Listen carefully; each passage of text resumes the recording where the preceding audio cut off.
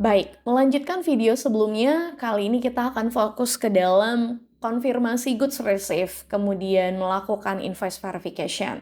Sebelumnya kita sudah berada di menu purchasing untuk create purchase ordernya. Saat ini kita akan melakukan goods movement. Kita tinggalkan menu purchasing, kita masuk ke inventory management. Karena ini adalah konfirmasi barang diterima, maka kita harus memilih tiket MIGO. Sesungguhnya ada banyak sekali pilihan MIGO di sini, tapi satu sama lain memiliki kemiripan. Bedanya apakah kamu goods movement karena receive, atau justru issue, atau justru transfer posting, dan lain sebagainya. Nah, kali ini kita akses dari MIGO yang goods receive. Atau boleh juga langsung diketikkan di comment field ya. Jadi selain dari pet menu atau dari menu favorites, Anda juga boleh akses dari comment field. Gunakan saja mana langkah atau cara yang mudah bagi Anda. Di contoh saya kali ini, saya akan langsung mengetikkan MIGO, karena saya sudah tahu bahwa MIGO itu adalah transaksi untuk goods movement receive. Nah, pastikan yang terpilih di sini adalah goods receive ya. Jangan goods issue atau yang lainnya, karena ingat transaksi ini adalah transaksi pengadaan. Jadi idealnya di goods receive.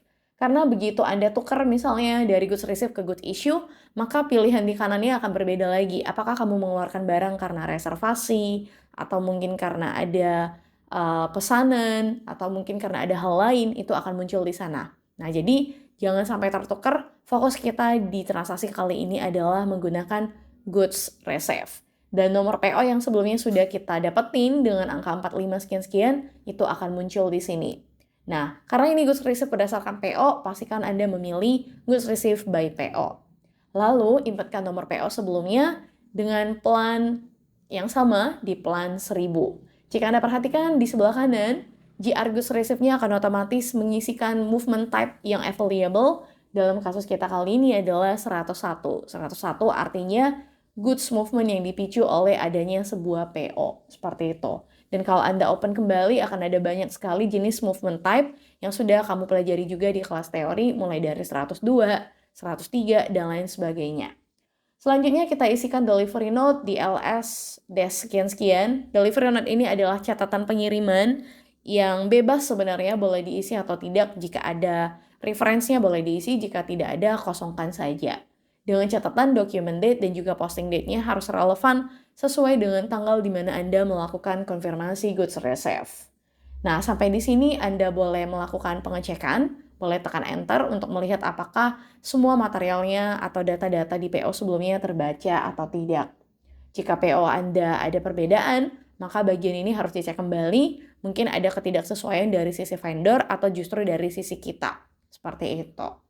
Dan hal-hal lain yang berhubungan dengan material ini dapat Anda cek juga di bagian item detailnya, di material, quantity, where, dan lain sebagainya.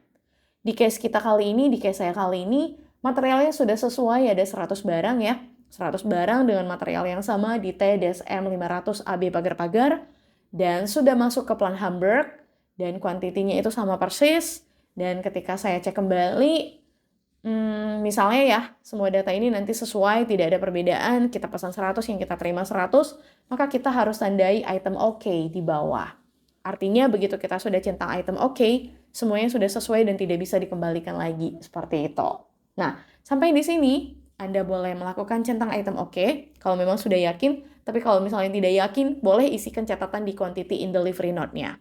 Nah, untuk case kita saya ulangi, semua dianggap sudah sesuai, maka tinggal dicentang item OK, boleh silakan dicentang, dan enter sekali untuk melihat apakah ada notifikasi khusus. Dan ternyata benar, di kolom ketiga, di bagian kolom OK, ada centang highlight.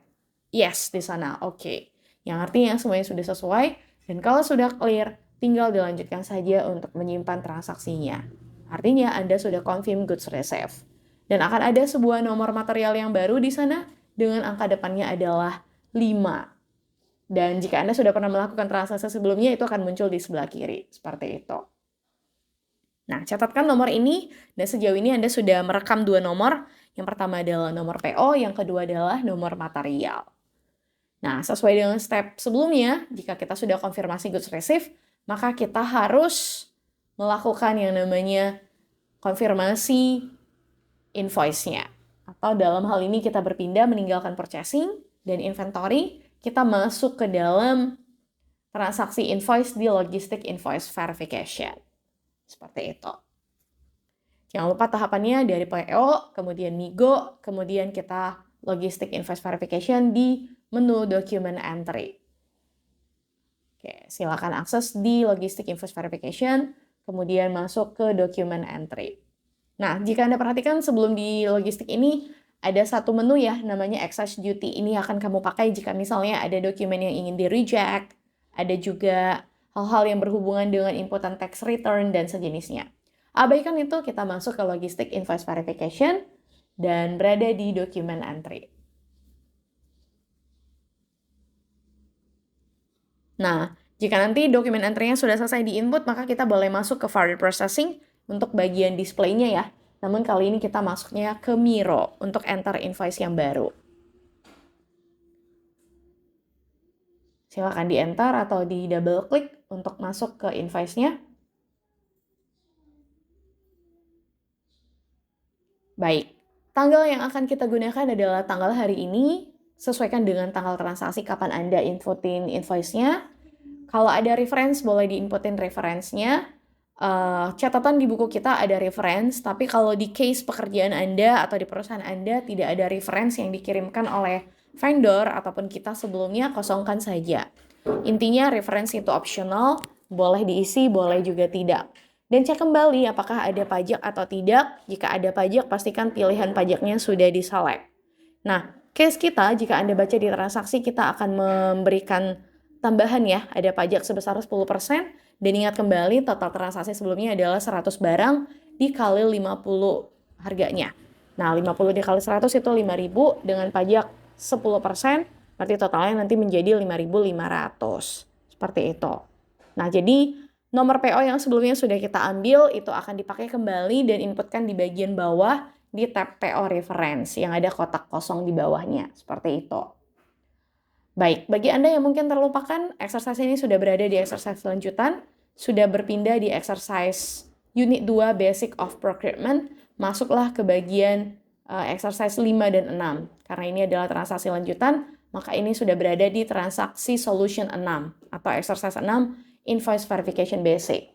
Inputin tanggalnya di 16 Maret 2023, referensinya di RE Des A1 pagar-pagar, sesuaikan dengan nomor transaksi Anda, dan inputin pajaknya tadi seperti yang saya sudah sampaikan di 10% dengan kode 1I, dan calculate tax-nya. Lalu masukkan nomor PO-nya yang angkanya tadi adalah 45 sekian-sekian. Silakan diinput perlahan. Baik, lalu boleh di-enter, nanti akan otomatis terbaca datanya dan semua detail yang berhubungan dengan vendor di bagian kanan. Begitu juga di tax amount akan otomatis tambah sebesar 500. Catatan di atas dan kiri bawah harus balance, saat ini berwarna merah, jadi kita harus isikan amount-nya sebesar 5.500 yang akan otomatis ngedop dari PO-nya, seperti itu. Oke, jika ada payment terms yang berubah dan segala macam itu dapat disesuaikan kembali, namun case kita kali ini karena dari awal materialnya sudah di-set dengan payment terms 14 days, 3% dan seterusnya, maka kita tinggal melanjutkan untuk save invoice-nya saja, seperti itu. Nah, jika Anda enter di sini akan otomatis balance ya, karena nominal yang ditagihkan dengan nominal yang kita akui sama-sama 5.500. Oke, itu saja akhir dari langkah enter incoming invoice. Silakan Anda sesuaikan kembali. Untuk melanjutkan berarti tekan save. Dan di bagian kiri perhatikan di sana akan ada PO structure yang menunjukkan rangkaian aktivitas yang sudah kita lakukan dari mulai Anda membuat PO dengan angka 45 sekian-sekian-sekian untuk material standar rat light di TM sekian-sekian dan ternyata sebelumnya sudah di goods receive. Dan PO ini akan segera berubah begitu kita sudah save incoming invoice-nya. Dan angka-angkanya sebelumnya sama 5.000, 5.000, dan kali ini akan menjadi 5.500. Seperti itu. Baik, saya rasa cukup sampai di bagian ini, silakan save untuk melanjutkan. Baik, untuk menampilkan PO structure sebelumnya gimana ya ngeceknya sudah ada perubahan atau tidak, apakah sudah muncul invoice-nya atau tidak. Dari menu invoice document, silakan tampilkan saja display, atau boleh gunakan shortcut yang ada, atau dari transaction code boleh di MIR4 jika Anda masih mengingat transaksi dengan pet menu. Silakan diakses dari Invoice Document, pilih Display. Oke, untuk displaynya di sini akan menghantarkan Anda ke PO Structure yang sebelumnya hanya sampai di Goods Received, sekarang sudah masuk di Invoice. Dan kita sudah berhasil melakukan transaksi sampai akhir ini, dan benar, semuanya sudah balance dan kita nanti tinggal melanjutkan dengan pembayaran. Itu saja akhir dari video pembelajaran di unit 1 dan unit 2. Selamat melanjutkan pembuatan transaksi berikutnya. Ikuti dari awal sampai akhir. Jangan sampai ada yang salah. Jika ada pertanyaan, dapat kita bahas di kelas bersama. Untuk invoice-nya juga akan berstatus rel. Ini menjadi pertanyaan di forum diskusi Anda. Mohon dijawab apa yang dimaksud dengan status rel di sini. Karena setiap makna yang ada di dalam PO Structure kita itu punya maksud tersendiri, jadi harap diketahui. Dan perhatikan di kanan ini ada tombol print. Jika Anda ingin melanjutkan, silahkan. Terima kasih.